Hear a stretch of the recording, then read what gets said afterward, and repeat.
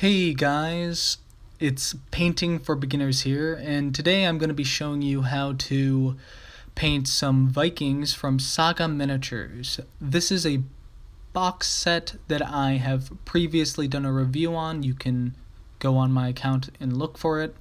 And so far, all I have done is painted his tunic with some macabre, and I'm pretty sure I'm pronouncing that wrong, macabre blue though. And after painting his tunic with that, I did a wash with some blue tone from War Paints. And after that is dried, I will continue with the painting and I will layer a small amount of macabre blue again onto his tunic. Finally, my layer of macabre blue has dried, and I know I'm butchering that name, but as you can see on the miniature, there are recesses within his tunic that are much darker than the highlighted or more obvious areas. And now I'm going to do a layer of wolf gray from War Paints upon his tunic.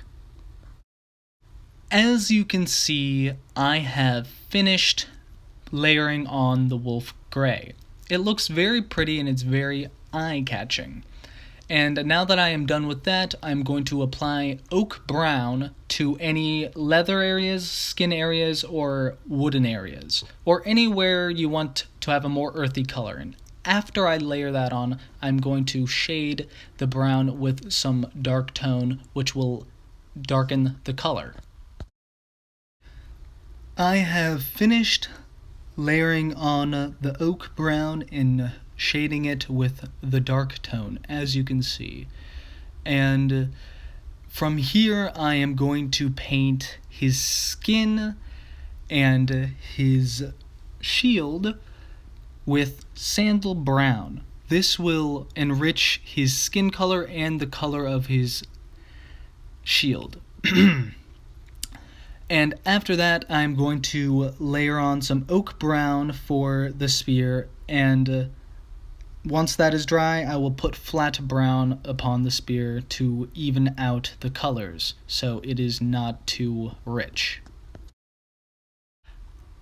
I have successfully painted on the previous colors of flat brown, oak brown, and sandal brown onto their designated areas. And now that I have done that, I'm going to start layering his skin. And for his skin, I am going to be using some barbarian flesh. And then I'm going to paint his eyes, actually. I know that's an odd way of doing it, but I'm going to paint his eyes with some white, some flat white, and his pupils with some black. I know you don't usually paint the eyes this far into it, but that's how I do it. So I have finished with his skin, and I have painted on his eyes. I know you can't see that now. And I also added some green war paint. I didn't intend to, but if you want to paint your miniature with some green war paint, just use a very simple base paint, and it should look okay. Now I'm going to paint his hair with some flat black from Model Color or Vallejo, and I'm going to mix in with that some uniform gray so it's not just a pure black and it has some highlights.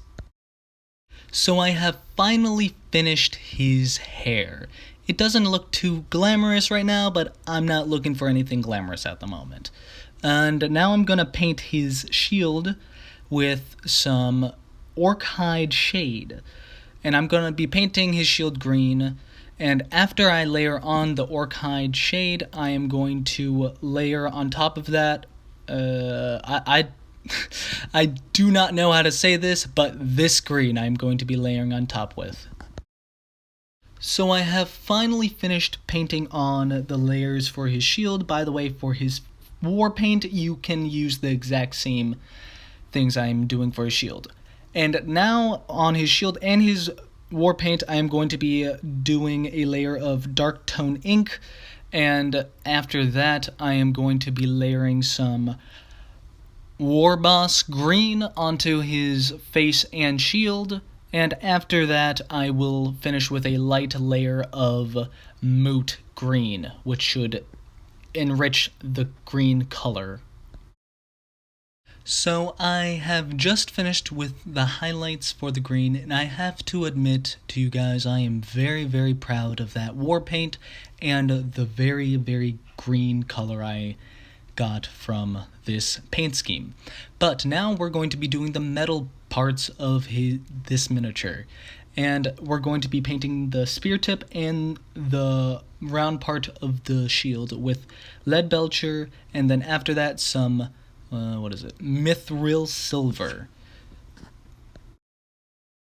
So, as you can see here, I have finished with the silver, and now I'm going to start with his pants. And to start, I'm going to layer on some uniform gray. I'm going to shade that with a dark tone ink, and after I do that shade, I'm going to layer on again some uniform gray. And after the uniform gray, I'm going to go to ash gray with water. And after that, I'm going to do a heavily watered down white. So now that I am done with his pants, as you can see, it's kinda messed up in the back, but hopefully no one will see that. I'm going to start on his shoes. And because I am lazy, and also many people don't look at the shoes, I am going to just do some oak brown for his shoes. And after I layer on that oak brown, I'm going to do a dark shade of dark tone ink, and then I'm going to dry brush and layer with some oak brown. So, as you can see, I have finished with his shoe. And I have to say, they look very nice, but unfortunately, I noticed that these two things right here are totally different parts. One is a sock of sorts, and the other is the actual shoe. So what I'm going to do is I'm just going to paint the shoe black and keep the sock part brown. And then I shall show you the finished miniature. So I am done with the miniature, and I have to say, I did not have high hopes for the blue and green color scheme, but I think it went well. And the important thing is that these miniatures do not take much time and that they are easy to paint for beginners. And I hope that you follow along at home and you paint along with me. And I would like to say thank you to all my subscribers, and if you're not a subscriber, how about you subscribe and give this video a like if you enjoyed it, and share this video with someone you think who may enjoy it.